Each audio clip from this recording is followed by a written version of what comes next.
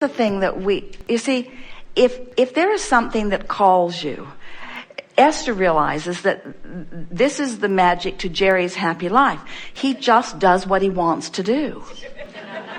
And there's enough of what he wants to do that's really meaningful to him that he just keeps himself in a really happy place. And so that's what we want for all of you. We want you to get to the place where you just do what you want to do. We want you to get to the place where, but just doing what you want to do sometimes involves making what you're doing be something that you want to do. In other words, you look at it in a way that aligns you. For example, let's say that you're washing dishes and you don't really want to be washing dishes. You'd rather be working on your blog, or you'd rather be doing something that's more inspirational. But the dishes need to be washed and you're the one that's doing them. So now you could stand there and you could feel resentment that somebody else is off doing what they want to do while you're washing dishes. Or you could feel resentment that you can't yet afford somebody to wash your dishes. Or you could feel resentment that you didn't get organized enough to have someone take care of it. Or you could feel resentment that you don't have a dishwasher that's washing your dishes. That's all out of the vortex stuff. In other words, just like with the woman who has pain in her body, who could feel hope or who could feel fear, you can be in the act of washing the dishes and you could be resentful, or you could be having fun with it. You could be resentful, or you could be making the best of it. You could be appreciating the warm water. You could be appreciating the detergent that is making your dishes shine and be germ-free. You could appreciate the lovely dishes. You could appreciate the dexterity in other words, there's always, no matter what's happening in your moment in time, there are positive aspects and negative aspects. So no matter what activity you're involved in, there are more leaning toward the vortex thoughts or more leaning away from the vortex thoughts. So as you spend enough time following your inspiration, that you are in alignment most of the time, before you know it, you're feeling good no matter what you're doing. In other words, you can be driving, as Jerry and Esther were driving across the country just now, they were on the East Coast. It is so beautiful this time of year. Everything was so green. And as we were driving across the Midwest, it was extra beautiful because of so many rains. And so there's a tendency to now want to compare. Well, I only want to drive across the most beautiful parts of the nation. Well, that's just not very logical. You're going to drive across the nation. You're going to see a lot of different things. And some of it is going to be more pleasing to the eye than others of it. Some of the freeways are a blissful experience. They're smooth, they're wide, the lanes are wide open. Some of the freeways are a bumpy, terrible mess. Some of them are under construction. Some of them, the barricades are so close that getting the monster bus down them is not really the easiest thing in the world to do. So what do? Do you let the conditions that you're living in dictate the way you feel, or do you become so flexible in your mind that you can find something to feel good about regardless of what the current reality is? And that's what we're talking about. So many people they insist that current reality keep morphing to please them, and it won't do it. That's why the older you get, the more you complain. If you are expecting the current reality to morph to please you, you have to find the decision within yourself that you are going to find pleasing thoughts. You're going to follow your bliss. You're going to look for it, and sometimes you have to look harder for it than others. Sometimes you have to be more determined to find it than others. Sometimes it's just easy. And those times that it is easy, they spoil you in the literal sense that they make you lazy about your own focus. And so it's what we're saying to everyone. If you have to have a perfectly healthy body before you feel good, you're in trouble. If you have to have every single meal you eat be perfect in every single way before you can be happy, you're not ever going to be happy. If your kids have to behave and be joyful in every moment, you're not ever going to be happy. In other words, you've got to give up the need to control the uncontrollable and discover your vibrational latitude to connect with your inner being, who is always joyful, who always loves, who always knows, who always understands your value, who always understands the value of others. You have to train yourself into that frequency. When it's easy, and if you train yourself and if you pay attention to it when it's easy and practice it when it's easy, it will never be hard for you again, you see. But you gotta understand. You gotta understand the laws of the universe. You gotta understand vibration. You gotta understand what your emotions mean, and you gotta care. Most of all, you gotta care how you feel. If we were standing in your physical shoes, we would make a decision. We would motivate ourselves even. We would say, I am not willing to put up with negative emotion, not for very long. I'm just not going to do it. Now, that doesn't get you anywhere, but it is a sort of decisive point. You start putting in things that feel good when you think about them. Okay. There's a distinction. There's a distinction because if you're putting in stuff that's missing, now you've messed up your creation box. Okay. Now it's needy. You see? Okay. So what you're putting in the creation box are things that feel good when you think about them. That's what you put in there. You put rainbows in there, and you put good feeling bodies in there, and you put blissful states of being in there, and you put magnificent things that make you feel good when you look at them. In other words, do you need to possess the magnificent Picasso in order to appreciate it, or can you just appreciate it? Jerry and Esther have a beautiful new house in Texas now that is ready to live in after many, many years of coming about. But they don't really ever care if they live in it because they're out here with you, and this is what's ringing their bells.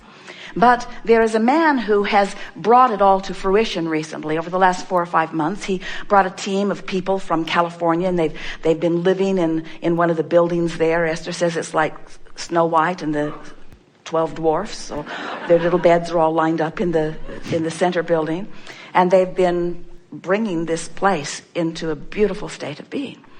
And Jerry and Esther saw it briefly and then left, and now it has evolved much more since they were there. And so Eric calls frequently and describes to them what's happening. And the thing that is so interesting is that he just loves the process.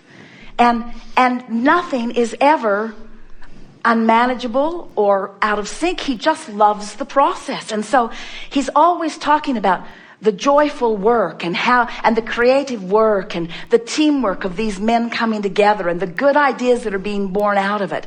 And Jerry and Esther are realizing they're not creating a house to live in. This is a whole world that's being created, and all of these people are dancing in this world, and they are just a sort of remote part of it because it's their dream that these people are bringing to realization. But the house is so much bigger than some place to live. Right. You see what we're getting at? And Eric has taught them both the joy of the imagery. Esther will say it again, Eric. What? Tell me about the walkway again. What? The one that goes off the back porch. Tell me about that walkway. And then he will use words like meanders. It meanders, and you discover, and you feel, and it's exciting, and comfortable, and beautiful. You see? Mm-hmm. They're not walking on it. They're not smelling it. They're not licking it. They're not seeing it.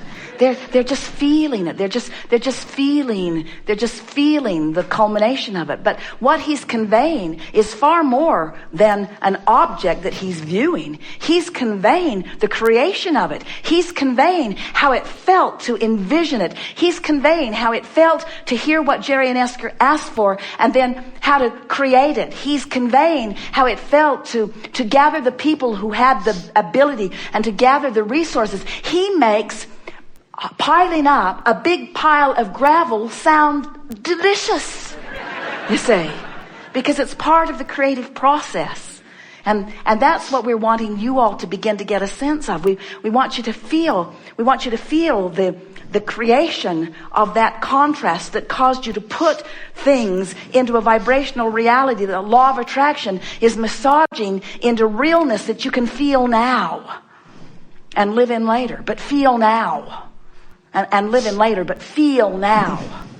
And live in later, or not, but feel now.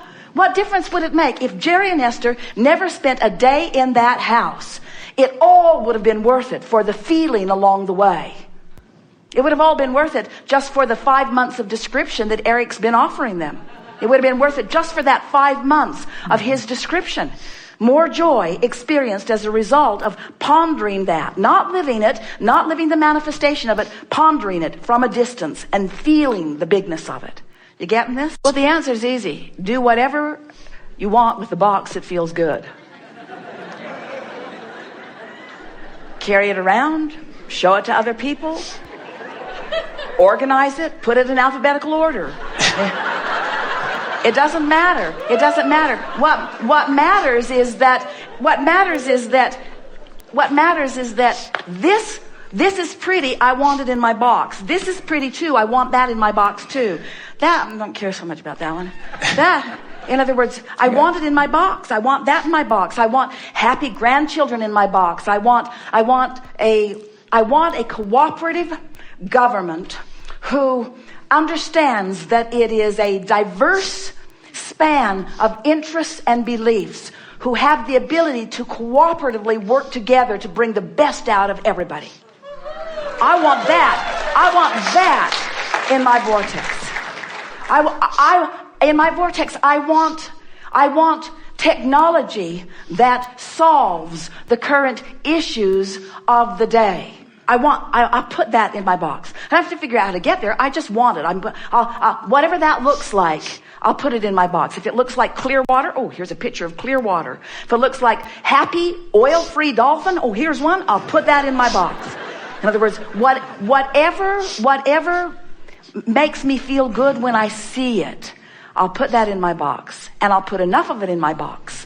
I'll put such an avalanche of good feeling things in my box that I'll need a lot of boxes. And so I'll just have somebody pick them up and put them someplace else. And in other words, you'll have more boxes than you really want, and maybe you'll be able to let go of the boxes in time. We just want you to find a way of making the focusing on the good feeling things be something that you do for the joy of it, not for the benefit of it, not for the manifestational benefit of it. You're putting it in the box because it felt good to find it. It felt good to think about it. It felt good to see the color in that rug, whether I ever buy it or not. It felt good to imagine that rug on my floor, whether it ever is on my floor or not. It felt good to look at the curves on that woman's body if I ever make love to her or not. It felt good to look at the curves on that woman's body if it ever becomes my body or not. It felt good to see that blue sky if I never see a sky that blue or not. It feels good. It feels good, and that's why I do it. It feels good now. It feels good now in real time. I'm using this creation box as my excuse right now to see the world as Source sees it. Because when I use something as my excuse to see the world as Source sees it, now I'm in alignment with Source, and now every cell in my body is vibrationally being allowed the fullness of what it requests. Oh, that's another thing worth talking about. So we've been talking about this vortex all day. This vortex, this vortex, this vortex. Do you know that all of the trillions of cells of your body, each and every one of them has a vortex?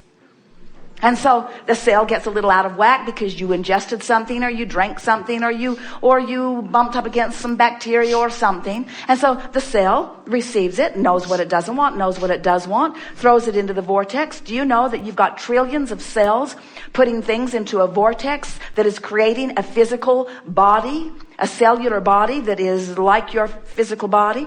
And that when you are doing things like playing creation box games, or having a massage and basking in the deliciousness of it, or looking for reasons to feel good, or playing the wouldn't it be nice if game, that you are offering no resistance whatsoever, and you are allowing each and every one of those beautiful little cells to live the dream reality that they have put there?